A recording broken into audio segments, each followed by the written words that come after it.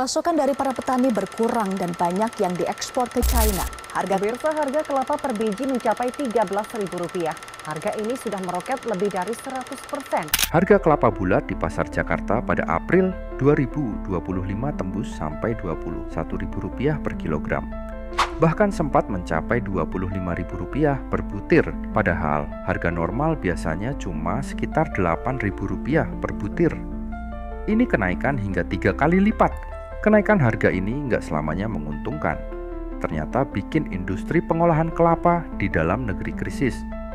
Bayangkan, industri di Kepulauan Riau cuma bisa penuhi 60% kebutuhan bahan baku mereka. Akibatnya, mereka terancam rugi sampai 4,3 triliun di 2024. Industri ini penting banget karena menyerap banyak tenaga kerja dan menghasilkan produk seperti santan, minyak kelapa, hingga air kelapa kemasan yang diekspor ke 37 negara. Lalu, kenapa pemerintah pengen hentikan ekspor?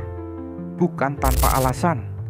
Menteri Perdagangan Budi Santoso bilang, ekspor yang terlalu masif bikin stok dalam negeri langka, sehingga harga kelapa jadi tak terjangkau buat masyarakat dan industri lokal. Himpunan Industri Pengolahan Kelapa Indonesia juga usul agar ekspor kelapa bulat dibatasi atau bahkan dihentikan sementara selama 3-6 bulan untuk selamatkan industri dalam negeri. Pemerintah lagi coba cari keseimbangan. Di satu sisi, ekspor kelapa bikin devisa negara meningkat, tapi di sisi lain, kalau stok dalam negeri langka, industri lokal bisa kolaps dan harga makanan berbahan kelapa seperti rendang atau sayur santan bakal ikut melonjak. Makanya, ada wacana kebijakan seperti moratorium ekspor, pungutan ekspor, atau kewajiban pasok domestik untuk pastikan kelapa cukup di pasar lokal. Tapi, ini nggak gampang. Petani kelapa juga butuh harga jual yang layak. Kalau ekspor dibatasi, mereka khawatir pendapatan bakal turun.